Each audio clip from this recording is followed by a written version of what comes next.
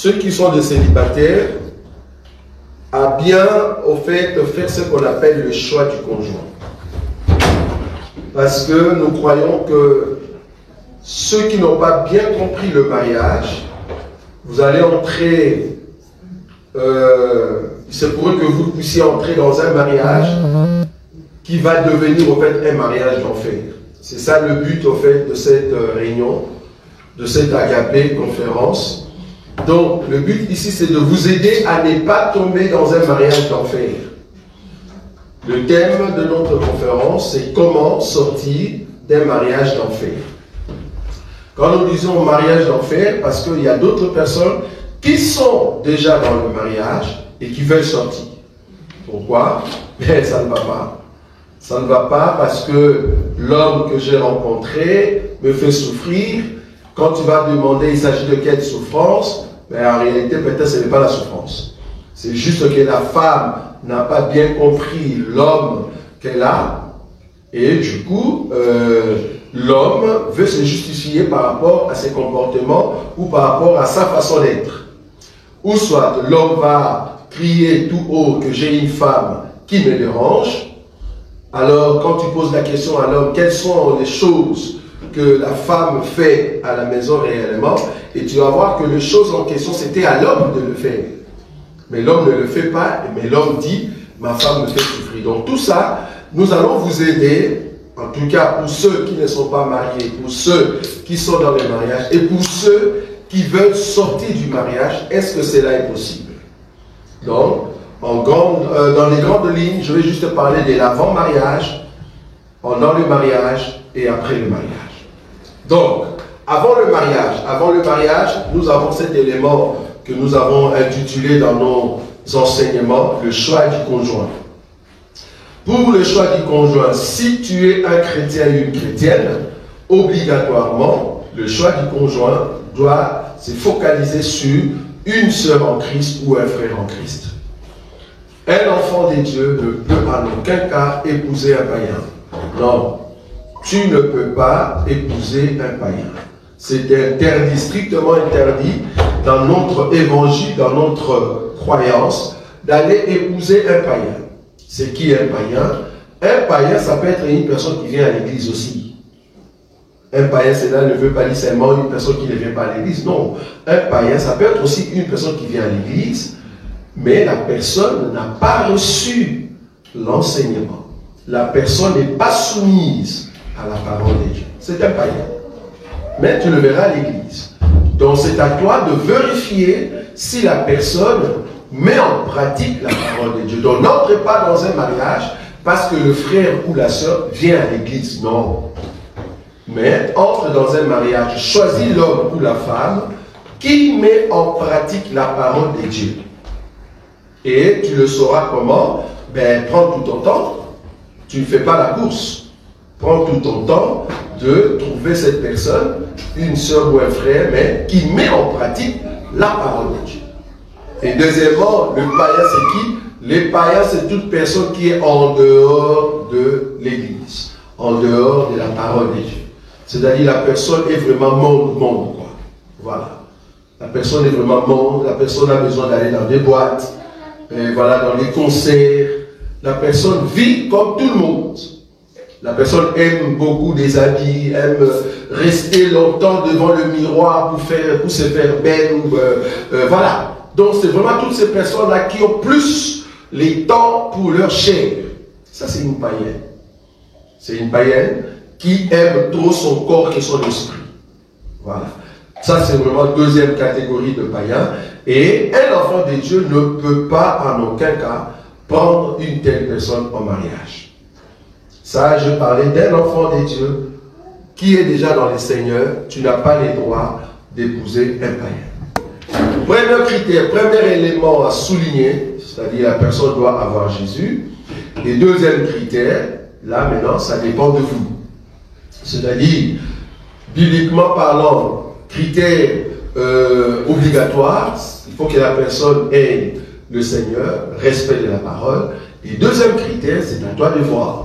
C'est-à-dire, si tu te dis, il faut que la personne soit belle, ça c'est toi. Il faut que la personne, voilà, soit vraiment présentable. Parce que là, on va te poser la question, c'est quoi être belle, c'est quoi être beau? Voilà, on va te poser cette question. Qu'est-ce que toi tu appelles belle, qu'est-ce que toi tu appelles beau? Est-ce que belle, c'est des yeux comme les Chinois? Est-ce que belle, c'est avoir des joues? Voilà, chacun de nous a la définition de ce que tu appelles être beau, être belle. Parce que celle que toi tu vois belle, mais l'autre dira, elle n'est pas belle. Vous voyez? Celui que tu dis, ah, il est trop beau, canon, mais l'autre dit, mais non, ça ne va pas. Donc, la beauté dépend d'une personne à une autre. Mais, cependant, le critère de la parole de Dieu, ça c'est tout le monde doit tomber là-dedans. Il y a encore d'autres critères du genre, il faut que la personne soit intelligente. Ça, c'est vraiment des conseils que moi je donne toujours à ceux qui aimeraient avoir des enseignements par rapport à nous comme expérience. Il faut épouser une personne qui a un bagage, une personne qui est intelligente. Il y a une différence entre être intelligent et aller à l'école. Ce n'est pas la même chose. Il y a d'autres personnes qui sont parties à l'école mais qui ne sont pas intelligentes. La personne est partie à l'école, oui, mais la personne n'est pas intelligente. Donc, il faut trouver une personne qui est intelligente, une personne qui a de la maturité. Le mariage n'est pas fait pour les enfants. Non. Le mariage, c'est pour ceux qui sont matures. Ce n'est pas pour les enfants. Il faut être mature, tu comprends ce que tu veux faire.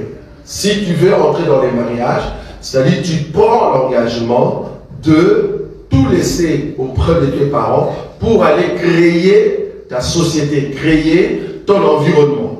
Donc, il te faut être mature. Il faut être capable, sûr que je saurai me nourrir. Parce que auprès des parents, ce sont les parents qui prenaient au fait la charge, ta charge, pardon. Parce que la Bible dit, c'est aux parents d'amasser pour les enfants et non pas aux enfants d'amasser pour les parents. Donc, c'est les parents qui prenaient soin de nous. Mais dès que tu sors de 4 murs de parents, il faut être sûr que tu vas vraiment réussir de manger. Donc, il te faut un job. Donc, il faut vraiment être mature. Voilà. Donc, du coup, ce sont les critères. Dans ces critères-là, chacun de nous peut trouver ce que toi, tu trouves mieux. Mais, je te dis, au fait, c'est au péril de ta vie. Donc, quand tu fais un choix, si déjà la personne connaît le Seigneur, ça, c'est déjà très bon. Et les autres viennent après, ça peut toujours s'améliorer dans le mariage. Donc, ça, c'est vraiment l'avant-mariage. Je n'entrerai pas dans les détails, sinon je vais perdre trop de temps là-bas. Et dès que vous êtes prêt, maintenant l'homme va dire, ok, je veux aller voir tes parents. La personne vient voir les parents pour dire, j'ai envie de prendre votre fille en mariage. Quelles sont les conditions que vous me donnez? C'est-à-dire, c'est comme si je venais acheter, vous voyez ça? Je venais acheter en fait quelque chose. Quelles sont les conditions d'achat? Donc, le mariage, c'est quoi? Je viens auprès des parents, moi qui suis un frère, pour demander aux parents quelles sont les conditions pour avoir votre fille. Alors, c'est aux parents de dire. Il y a d'autres parents qui vont te dire, chez nous, c'est gratuit.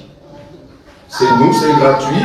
Tu peux prendre notre fille, mais à condition, par exemple, que vous passiez auprès de l'État, par exemple. Donc ça dépend. Il y a d'autres qui vont te dire, ben écoute, chez nous c'est gratuit, il suffit seulement que vous soyez ensemble, si vous vous aimez, c'est bon. Mais cette parole doit sortir des parents. Les parents de la fille. Il faut que le parent de la fille atteste pour dire que voilà, tu peux prendre notre fille. Ne prenez pas la fille d'autrui gratuitement, sans pour autant aller voir la famille. Donc celui qui vit avec une sœur, sans pour autant l'épouser, tu n'as pas encore vu tes parents, mais tu pêches si tu es un enfant, tu es un frère. Va voir le parent, même si tu n'as pas l'argent, alors que vous avez déjà des enfants, va voir les parents pour dire, ben on a commencé notre mariage, mais malheureusement, on a déjà eu des enfants, mais donnez-moi les conditions, les exigences pour que je puisse honorer ma femme. Donc il faut aller voir les parents. Ça va? Donc dès que le parent dit oui, alors la fille peut maintenant, au fait, aller auprès de cet homme. En d'autres termes, l'autorité qui était sur la fille, l'autorité parentale, revient maintenant à l'homme. L'idée que l'homme respecte toutes les conditions qu'on lui avait demandées et que l'homme paye le montant, ou soit l'homme reçoit la parole du Père.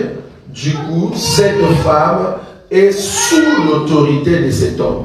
Quand nous disons sous l'autorité de cet homme, advienne que pourra, c'est l'homme qui est responsable. Que ce soit les habits, que ce soit les chaussures, que ce soit la santé, que ce soit, je ne sais pas moi, c'est l'homme. Donc du coup, les parents n'ont plus autorité sur cette fille.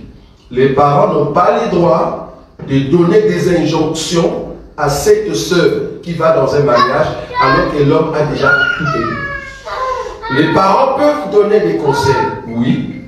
Les parents peuvent donner, au fait, de paroles pour aider le nouveau couple à aller de l'avant, oui. Mais ils ne peuvent pas donner des injonctions. Parce que nous avons vu une sœur qui entre dans les mariages, mais c'est sa maman qui dirige le couple. On a déjà vu le mariage comme ça. C'est la maman qui dirige le couple et tout ce que la maman dit à la fille, c'est ce que la fille fait à la maison. Et voilà, le couple est détruit à cause des conseils de la maman. Ça va? Donc dès que la sœur sort de la maison parce qu'on a déjà payé toutes les exigences, donc du coup, cette sœur est libre avec son mari. Voilà. Ça, c'était avant le mariage. Pendant le mariage, frères et sœurs en Christ respectent la parole de Dieu. Quand nous disons la parole de Dieu, c'est-à-dire l'homme doit tout faire pour que la femme soit protégée, que ce soit financièrement, c'est-à-dire quelle écriture? Genèse, je crois, chapitre, on va le prendre, Genèse chapitre 2, je vais les prendre rapidement. Genèse chapitre 2, il est dit ceci. Nous allons prendre cette écriture.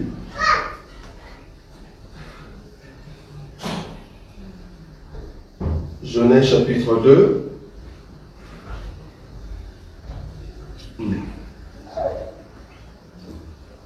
Donc avant le mariage, je peux prendre le verset 20, ça c'est avant le mariage, il est dit, et l'homme donna de nom à tous les bétails, aux oiseaux du ciel et à tous les animaux des champs, mais pour l'homme, il ne trouva point d'aide semblable à lui. Ça c'est avant le mariage. Mais remarquez, après le mariage, le verset 22, il est dit, l'Éternel Dieu forma une femme de la côte qu'il avait prise de l'homme, et il amena vers l'homme. Et l'homme dit, voici cette fois, celle qui est os de mes os et chair de ma chair, on l'appellera femme, parce qu'elle a été prise de l'homme. Si vous allez, je crois, dans le chapitre 4 ou 5, la Bible dit, l'homme donna le nom d'Ève à la femme qu'on lui avait donnée. Qu'est-ce que je veux dire par là? Dès que tu épouses ta femme, normalement la femme porte le nom de son mari. Normalement. Donc, le père ou la mère n'a pas le pouvoir pour dire pourquoi tu as enlevé notre nom de famille. Non. Tu n'as plus le droit. Parce que cette dernière doit porter le nom de son mari. Vous voyez ça? Elle doit porter le nom de son mari comme référence. Voilà l'aide de M. Tel. Voilà, tu étais par exemple, tu avais le nom de Chantal, je ne sais pas moi, Kassongo, vouloir ou pas, quand tu épouses, par exemple, Timba, vouloir ou pas, quand Chantal en question devient, pour faire Chantal Timba. Pourquoi? Parce que c'est la femme de Timba. Donc vous avez le droit au fait de changer les noms. Ce n'est pas un péché. Deuxièmement, dans le mariage, je prends cette écriture, Genèse chapitre 3. Genèse 3. Ça, c'est ici, c'est beau. Beaucoup n'aiment pas trop, mais c'est ça la réalité. Il est dit ceci, le verset 16. Il dit à la femme, j'augmenterai la souffrance de tes grossesses, tu enfanteras avec douleur, et tes désirs, au pluriel, tes désirs se porteront vers ton mari, mais il dominera sur toi. Dans le mariage, tous les désirs de la femme, c'est l'homme qui porte. Une femme qui n'est pas bien habillée ne souffre pas. Va demander à son homme, pourquoi tu n'as pas acheté des habits? La femme, quand elle vient dans le mariage, c'est l'homme qui doit, au fait, prendre tous les désirs de la femme et satisfaire cela. C'est l'homme qui donne l'argent à la femme, c'est l'homme qui doit aller travailler et, au fait, donner l'argent à sa femme pour que la maison soit bien organisée. Il faut comprendre que le mariage, c'est une société à deux personnes. Et cette société a des articles ou des conditions. Il faut bien lire les conditions du mariage avant d'entrer ou avant de signer. Dès que vous signez, toutes les conditions entrent en vigueur. Vous voyez ça? Donc, entrent en vigueur. Du coup, vouloir ou pas, tu dois respecter en fait les conditions en question qui viennent d'entrer en vigueur. C'est très important. Donc, la femme doit respecter cela, l'homme aussi. L'homme doit aller travailler pour subvenir aux besoins de sa femme. Une femme qui travaille dans les mariages, comme nous avons dit hier, cette femme aide son mari. Ça s'appelle aider. Dans notre évangile, la femme n'a pas, au fait, l'obligation d'aller travailler. Non. Dans notre évangile, la femme va travailler pour aider son mari. Ça s'appelle aider son mari. Elle n'est pas obligée. Bon, si le parent a amené cette fille à l'école, tout parent aimerait que sa fille un jour soit intelligente. Je suis d'accord, mais tu n'as pas amené ta fille ou ton fils, pardon, ta fille plutôt, ta fille à l'école pour qu'elle devienne riche. Non, la femme deviendra riche par rapport à la vision de son mari et non pas par rapport à la vision des parents. Les parents vont aider la fille pour que la fille trouve un monsieur qui est bien et qui va aider leur fille à aller de l'avant. Et non pas un monsieur, je ne sais pas comment. Donc, c'est aux parents d'aider cette fille à bien trouver le mari. Quel mari? Mari intelligent, qui craint Dieu. Et un mari, voilà, qui peut subvenir aux besoins de leur fille. C'est très important. Donc, tous les désirs de la femme se porteront sur l'homme. C'est l'homme qui doit tout faire. Et la femme doit obéir. Ça s'appelle la soumission. L'homme a l'autorité, parce que c'est l'homme qui domine sur la femme. Une femme qui insulte dans les mariages son mari, ce n'est pas une femme. Une femme qui colle, qui tape son mari, tu n'as pas le droit. C'est comme un enfant qui tapait sa maman. Non, tu n'as pas le droit. Une femme qui prend de l'autorité sur son mari, c'est interdit dans notre évangile. C'est l'homme qui a l'autorité. Maintenant, il faut définir c'est quoi l'autorité. Est-ce que l'autorité, l'autre doit devenir comme esclave? Non, ce n'est pas ce que nous disons.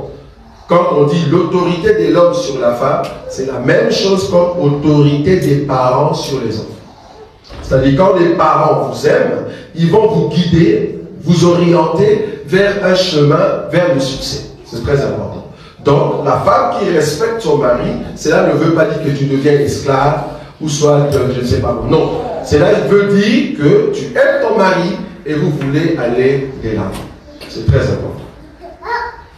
Alors, il y a trois choses que la femme doit trouver dans le mariage. Si la femme ne trouve pas ces trois choses, elle a le droit de sortir de ce mariage. Je vais prendre l'écriture. L'écriture que je prends ici nous dit ceci. Attends, un instant. Voilà. Il est dit ceci, cette écriture. Je suis dans... Je vais faire sortir rapidement, excusez-moi. Il y a trois choses que la femme doit trouver dans le mariage.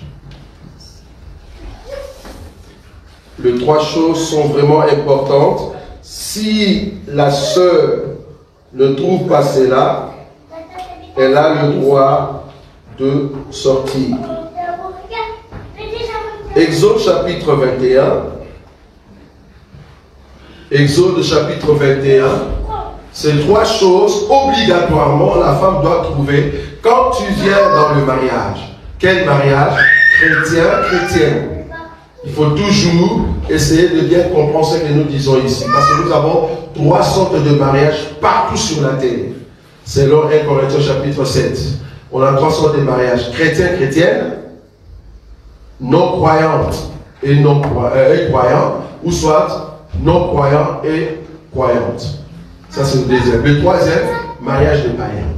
Donc on a chrétien-chrétienne, et deuxième, soit un partenaire est chrétien et l'autre ne l'est pas. Et troisième, c'est le mariage entre les païens. Maintenant ici dans Exode chapitre 21, l'écriture qui va nous aider, c'est au fait le verset 9 et 10. 9 et 10, il est dit ceci: s'il la destine à son fils, il agira envers elle selon le droit de fille. Selon le droit de fille. Quels sont les droits de fille?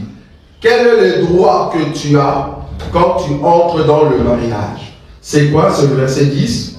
S'il prend une autre femme, il ne retranchera rien pour la première, c'est-à-dire la nourriture, le vêtement et le droit conjugal.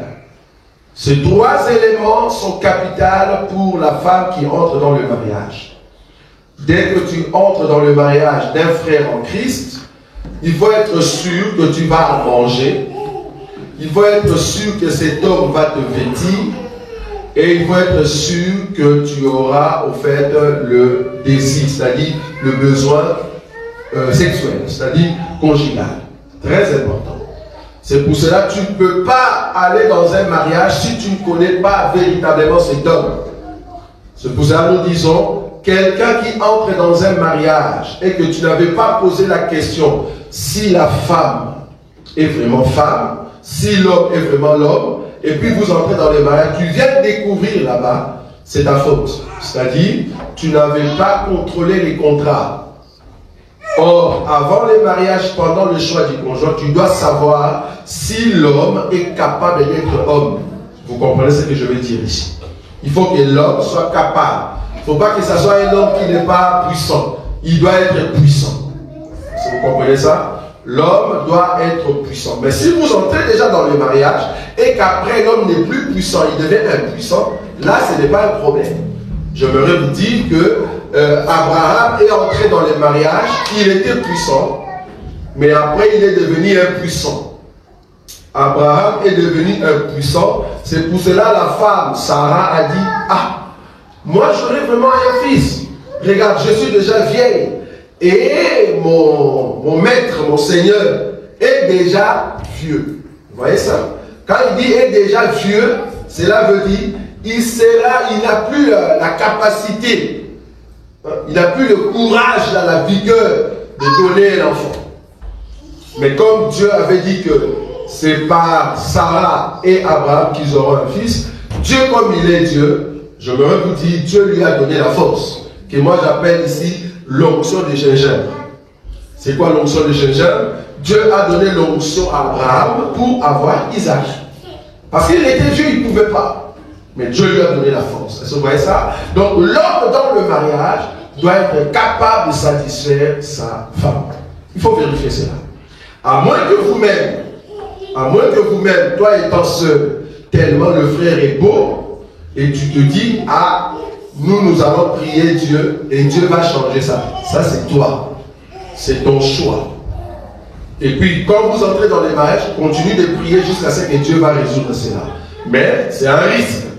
C'est un risque de tomber là-dedans. Quelqu'un qui a menti. Vous avez menti lors de votre choix. Donc, quand vous faisiez le choix, on t'a posé la question de savoir si tu es vraiment femme. Tu dis oui, je suis femme. Mais en réalité, tu as un problème de trompe. Tu sais très bien que tu avais avorté et que donc il y a un problème. Donc tu ne peux pas avoir des enfants. Et tu as menti. Tu n'as pas tout dit. C'est-à-dire, le mariage est fondé sur un mensonge. Le mariage est fondé sur un mensonge. Un homme qui sait très bien qu'il est impuissant, il ne peut pas avoir des enfants. Il est impuissant. Il ne peut pas être un homme comme il faut. Et tu le sais. Et la femme, tu ne lui as pas dit ou tu lui as menti que, écoute, moi je suis un homme comme il faut. Et la femme entre dans le mariage la femme découvre ça, c'est un mariage fondé sur les mensonges. Donc tout ça, il faut le vérifier avant d'entrer dans le mariage. Très important.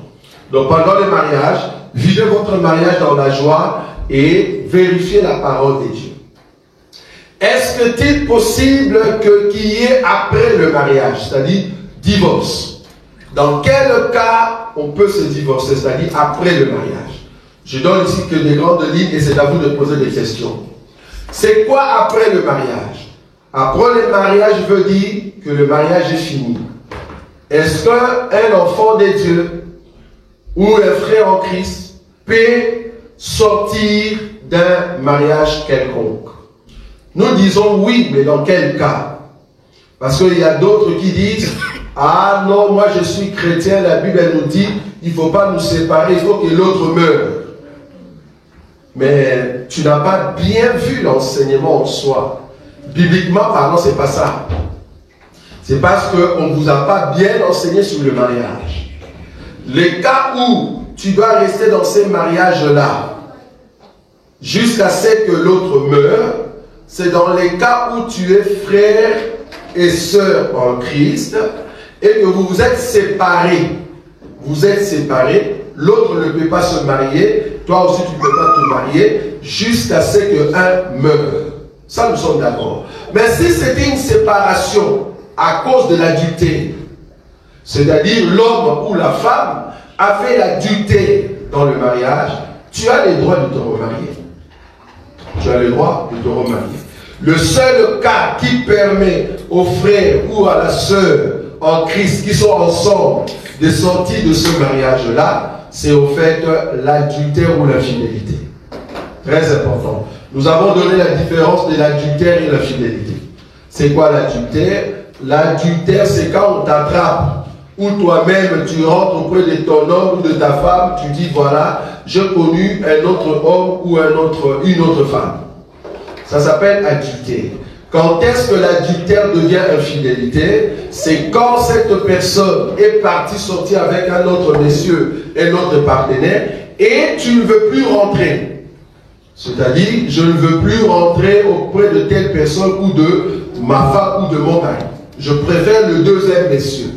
Là, c'est l'infidélité. Tu commets l'infidélité pour rester avec le nouveau homme ou la nouvelle femme. Là, tu as fait ce qu'on appelle infidélité. L'infidélité, il ne faut pas définir ici, tu insultes ton mari et puis le mari dit, ah, ma femme est infidèle. Non.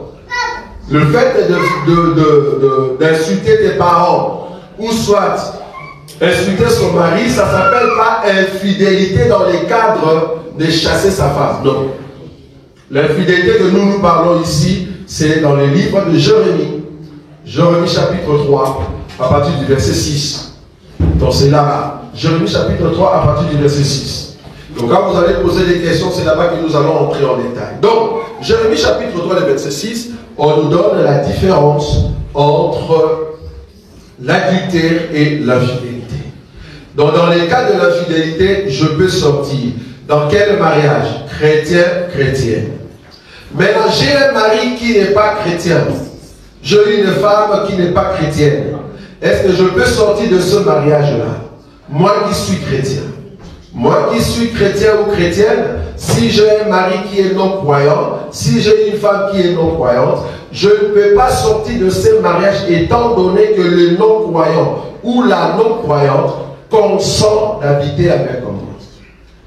Consentir d'habiter avec moi. Il y a un homme de Dieu qui nous a dit, non, les termes consentir là veut dire que la personne qui est avec toi doit consentir de venir avec toi dans la chrétienté. Là, tu peux rester avec cette personne. Je dis non. Non, c'est pas possible. Tu ne peux pas, au fait, obliger ton partenaire à venir en Christ. C'est pas toi qui es Dieu. Vous voyez cela? Non, tu ne peux pas l'obliger. Donc, consentir ici, bien que tu es en Christ et Jésus, bien que tu suis le Seigneur, mais le monsieur ou la dame accepte d'être avec toi. Ça ne lui dérange pas. C'est ça, consentir.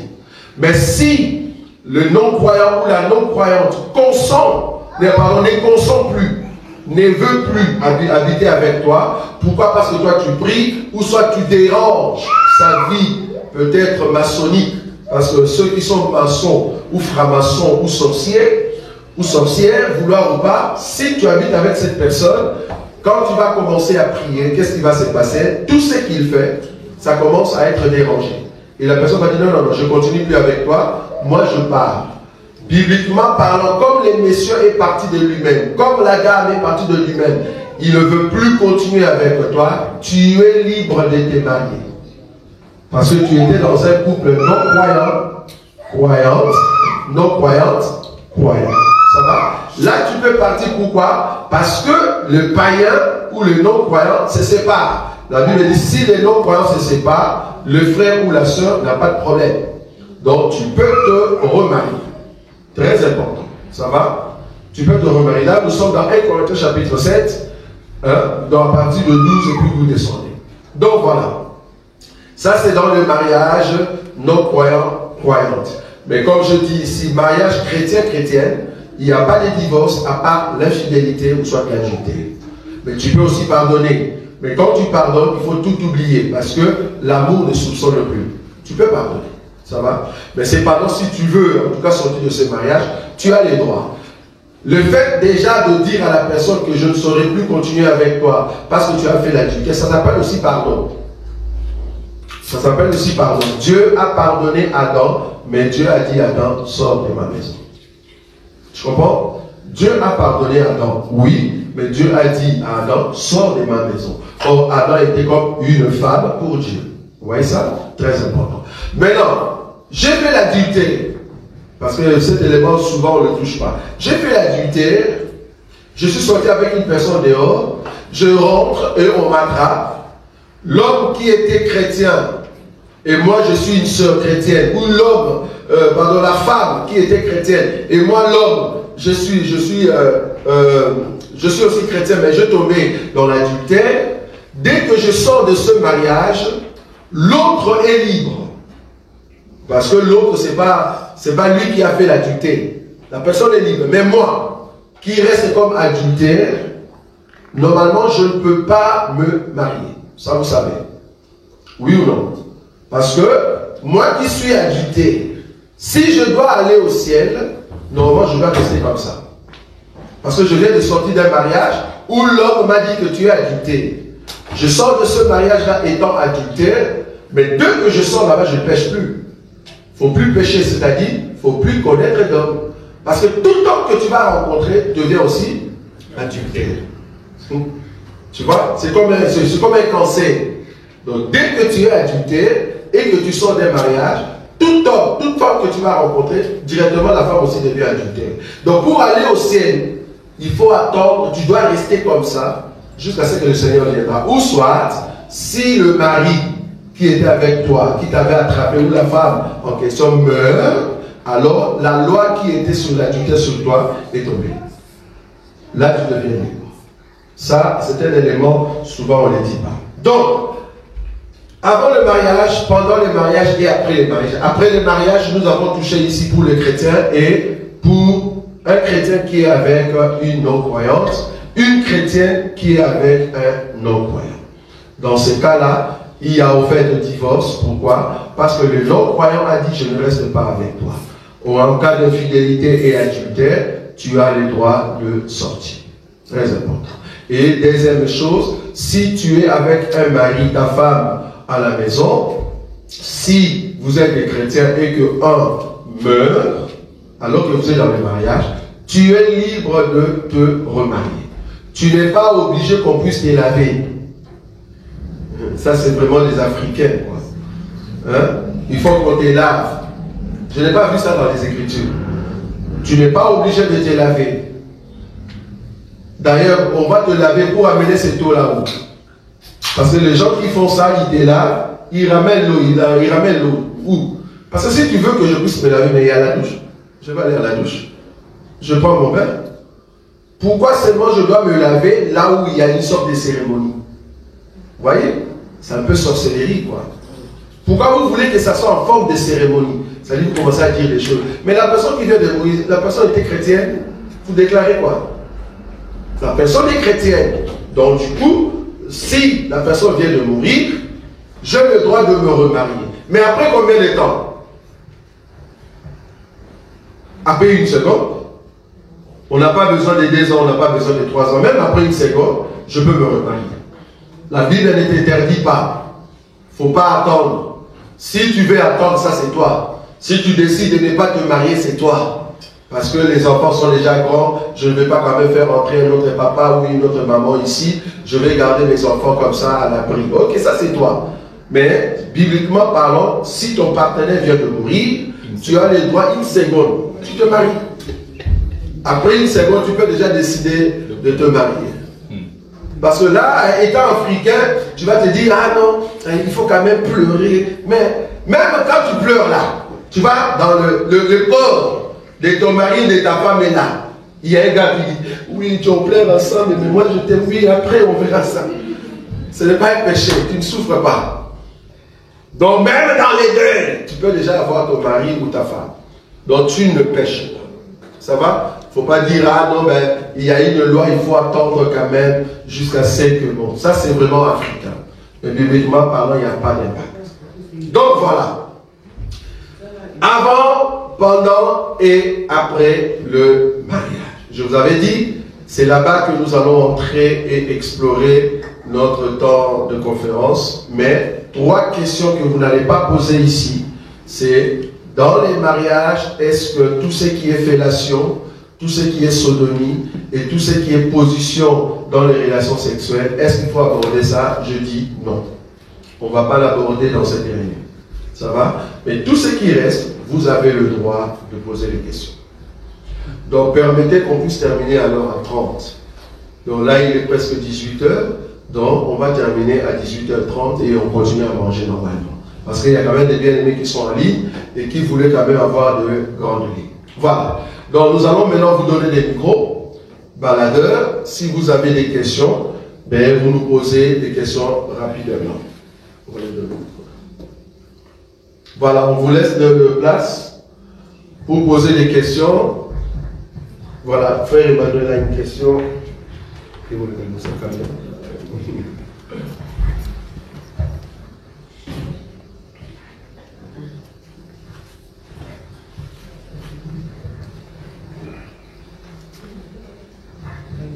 Oui, merci beaucoup, docteur. Oui. J'ai 3 ou 4 préoccupations ici concernant l'avant le mariage, pendant et après le mariage. Ok. D'abord, avant le mariage. Oui. Est-il nécessaire aux fiancés de faire l'examen, par exemple, électrophorèse ou bien pour savoir l'état de son partenaire? Oui. Très bien. Donc, pour vérifier si réellement la personne... voilà. Mais si la personne te dit que je suis bien, c'est là-bas que je suis. Hein. Parce que ici, on est dans quel couple? Chrétien-chrétien. Oui. Ça va? Oui. Allons comme ça.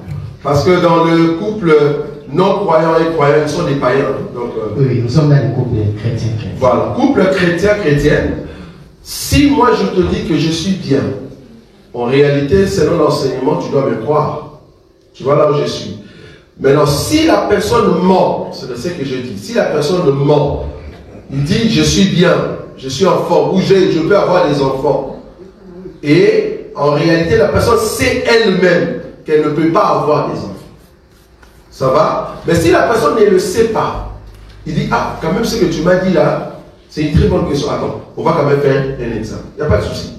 Ils peuvent le faire pour voir elle-même aussi si elle peut concevoir. Parce qu'il y a deux frères qui sont chastres.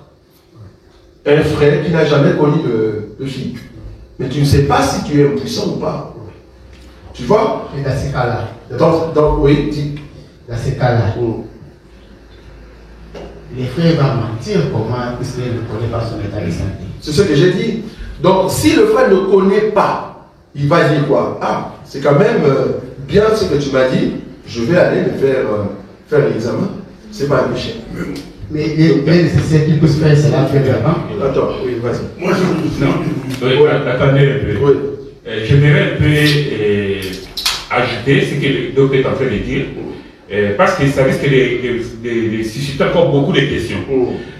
Un homme qui est chaste, qui n'a jamais connu les femmes, il doit savoir s'il fonctionne ou non. Voilà. Bien qu'il n'a pas connu la femme, la fille.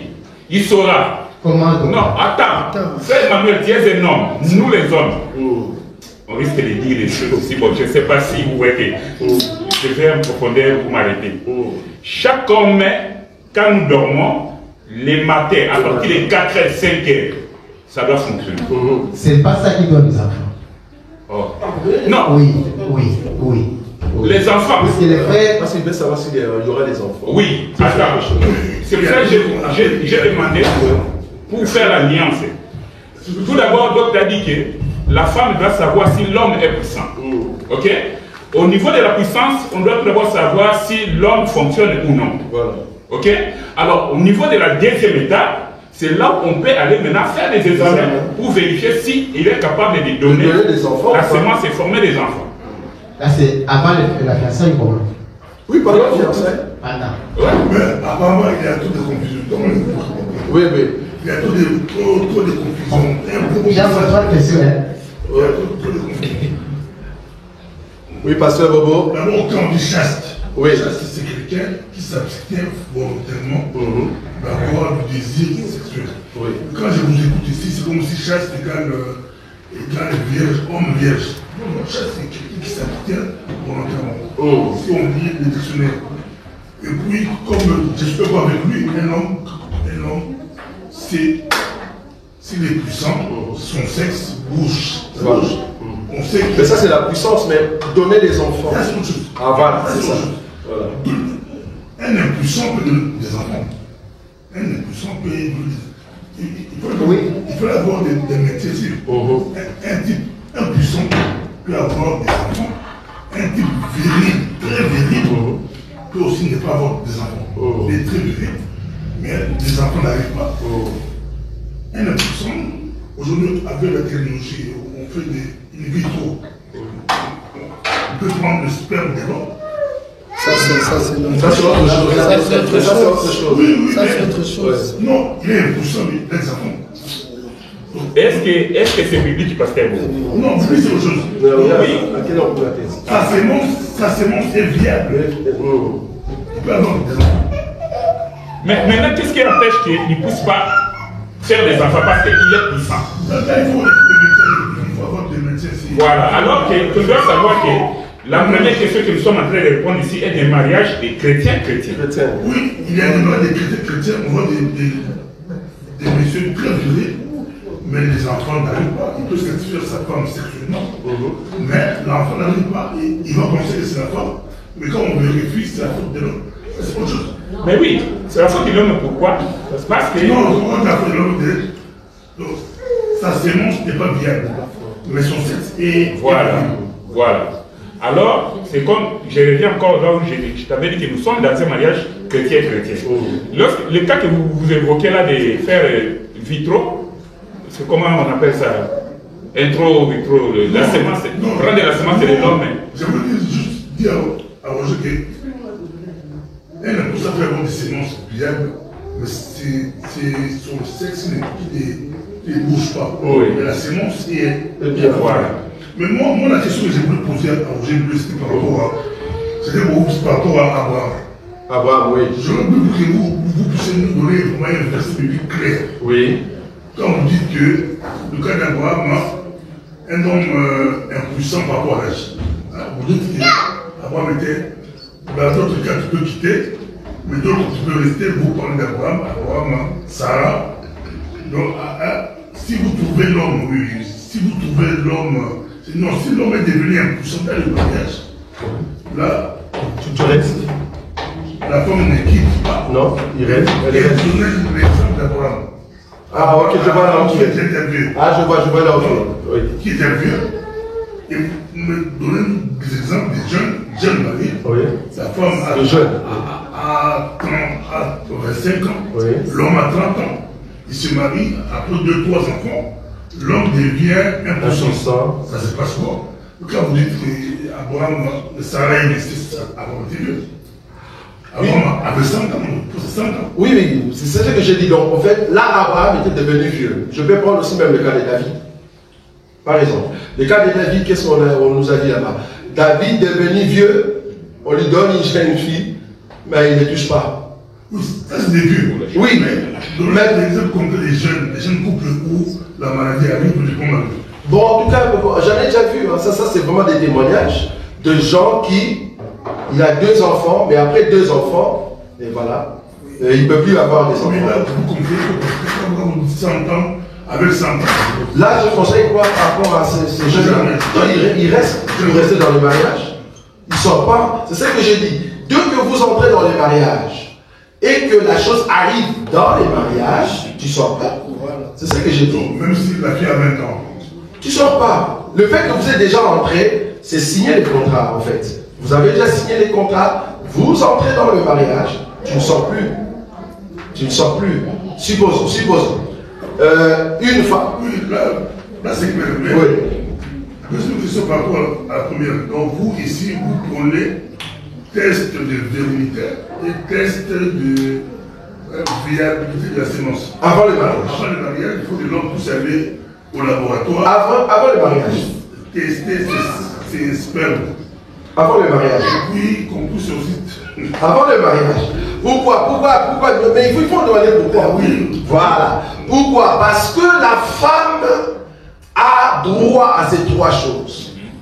C'est comme si je suis une femme, avant d'entrer dans les mariages, je dois vérifier si tu travailles.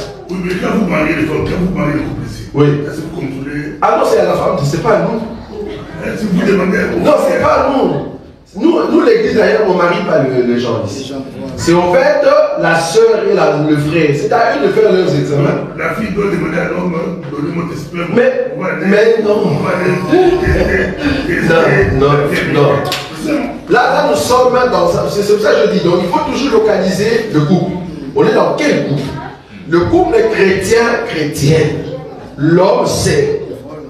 L'homme sait. Je sais que je suis bien. Je vais te dire que je suis bien.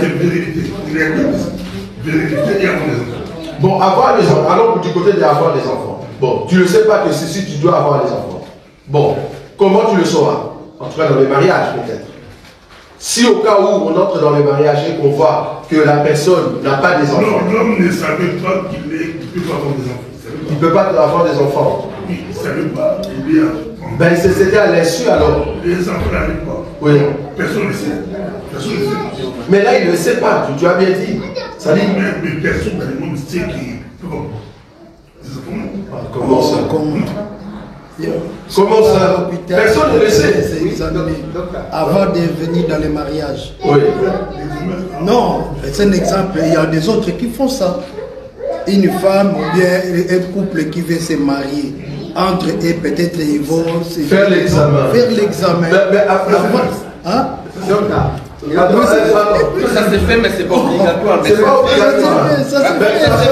C'est pas obligatoire. Pasteur Bobo, nos soeurs, allons du côté de nos soeurs. Est-ce que nos soeurs, toutes les soeurs, elles savent que dans ma famille, je suis bien? Ça va? Elles entrent dans le mariage croyant avoir des enfants.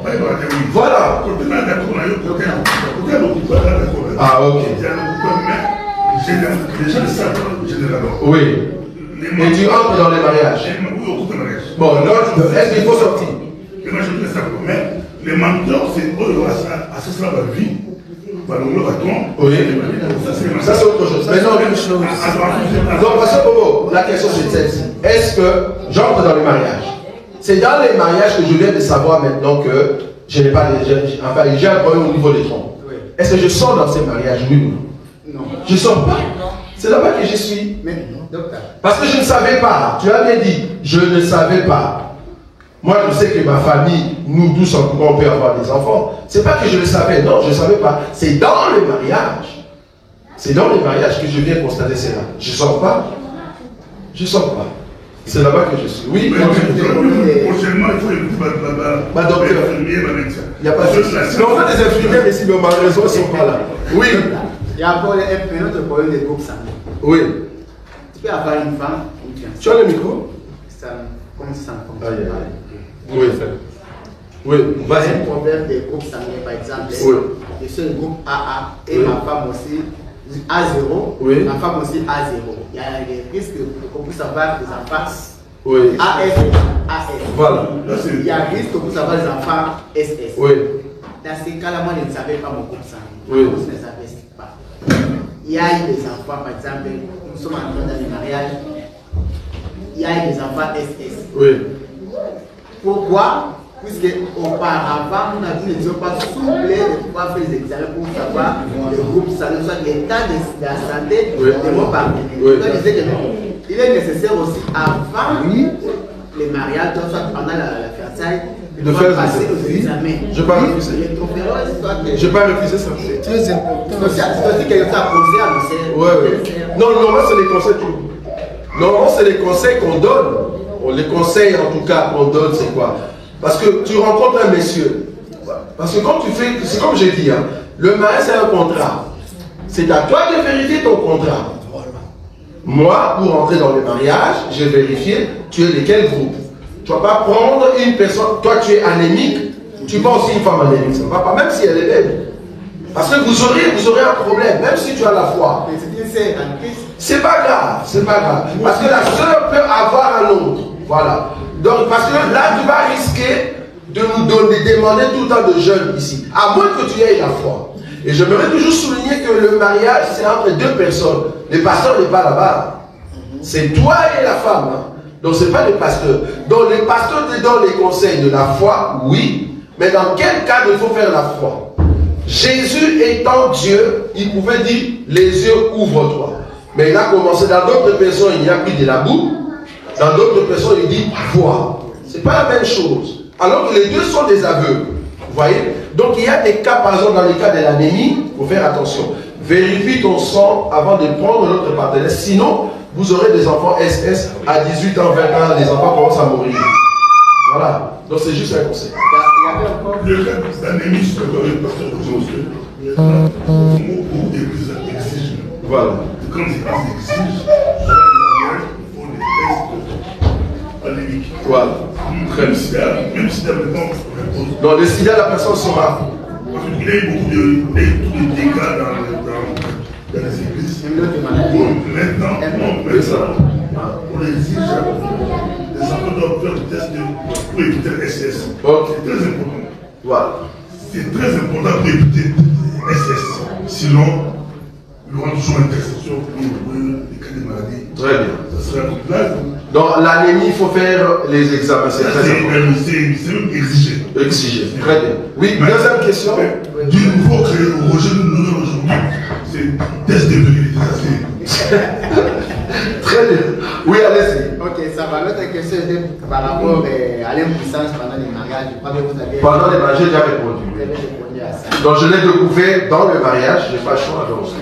C'est comme si j'ai découvert que ma femme, c'est elle vient de découvrir dans le mariage qu'elle a un problème de conséquence. C'est dans les mariages. Bon, nous, on n'avait pas vérifié ça auparavant, mais on entre déjà dans le mariage, c'est qu'il y a un plan divin qui est là-dedans. Ça va? Oui, je suis dans un couple chrétien. Chrétien. Ma femme exige des cadeaux. Exige? Ok, pas exige. Mais ma femme, parfois, demande des cadeaux. Oui. Par exemple, nous avons un salaire, par exemple, j'ai mon salaire, je donne à ma femme qui gère. Et ma femme me demande, par exemple, que non, elle aussi besoin parfois des cadeaux. Oui. Où est-ce que je vais prendre l'argent pour prendre les cadeaux? Bon, cadeau, bon, en fait, je ne sais pas, quand il dit exiger, je ne crois pas. Pas exiger, mais. Bon, pas exiger, mais demande. Bon, les cadeaux, il y a plusieurs cadeaux. Le cadeau, c'est. Cadeau ne veut pas dire seulement cher. Hein? Donc, cadeau aussi, ça peut être 3 euros, 2 euros, mais c'est un cadeau. Ça dépend maintenant de ce qu'elle pense de cadeau, tu vois. Un cadeau, ça peut être aussi un restaurant. Un cadeau, ça peut être une chambre à 8 heures. Donc, ça dépend. Donc, si elle exige un cadeau, tu es d'accord avec moi, ça ne sera pas tout le mois. Donc, ça sera peut-être une fois l'an. Donc, tu peux toujours le faire, le cadeau de surprise. En tout cas, un homme parfait, il faut toujours aller dans les cadres de l'homme et la femme comme étant les parents et les enfants. Tu trouves bien de faire surprise à tes enfants. Ça fait du bien, tu vois. Normalement, un homme doit faire ça. À moins que la femme elle-même n'aime pas les cadeaux. On a déjà vu des femmes comme ça. Elles n'aiment pas les cadeaux.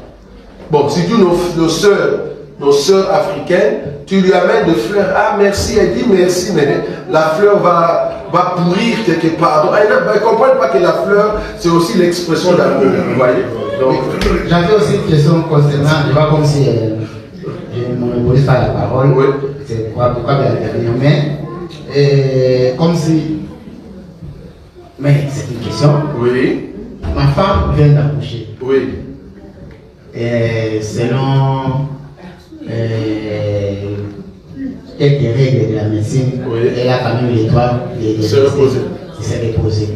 Et pendant ce temps-là, si moi j'ai besoin de la femme, que je vais faire? Ah, très bien. Normalement, c'est toi l'homme, hein, en fait. C'est toi l'homme. L'homme prend soin de sa femme. On est d'accord. C'est toi qui prends soin de ta femme. Ta femme n'est pas là pour que tu puisses la tuer. Elle est là parce que c'est toi qui prends soin d'elle. C'est comme les enfants. Exact. Donc la femme vient d'accoucher. Demande de toi, gère quand même tes impulsions, tes sentiments. Tu vas la tuer pour rien. Pendant 6 mois. Pourquoi 6 mois? Qui t'a dit 6 mois? Non, c'est pas 6 mois. 6 mois c'est trop. Non. C'est pas. Mais tu dois quand même contrôler tes impulsions sexuelles. Très important. Oui. Je ne suis pas d'accord de Roger. Si la femme vient d'accoucher. Non, décède. Le mari, l'enfant décède, l'autre peut directement aller ici. Ah, ça c'est une autre question alors. Non, c'est pas la même chose. Lui, il pose la question par rapport à la grossesse. Oui.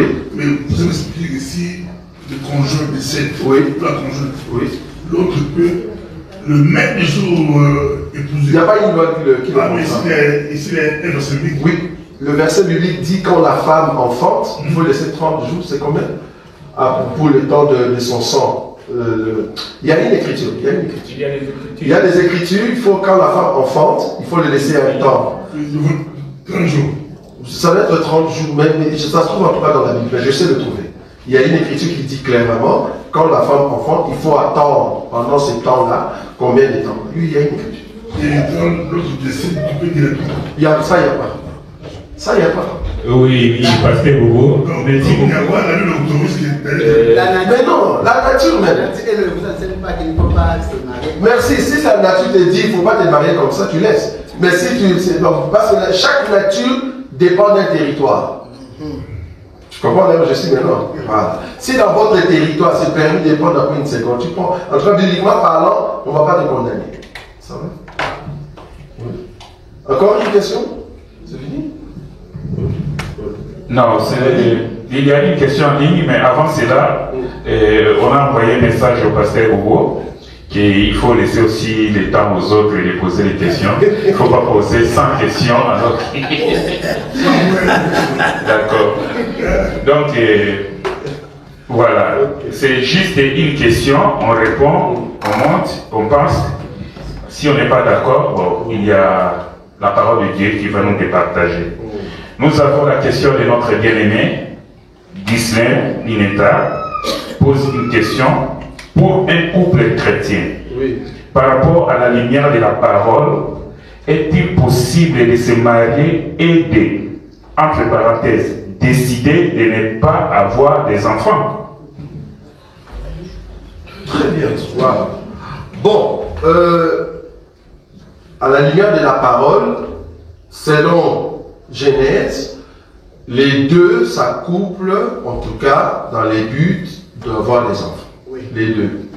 Parce que si tu dis, décide de ne pas avoir des enfants, j'aimerais bien voir comment est-ce qu'ils vont faire, alors que vous deux, vous pouvez avoir des enfants.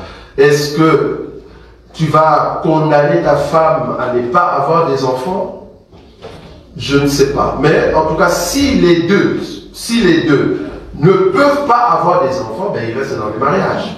Là, il n'y a pas de souci. Mais décident eux-mêmes de ne pas avoir des enfants, j'aimerais bien voir comment ils vont faire ça.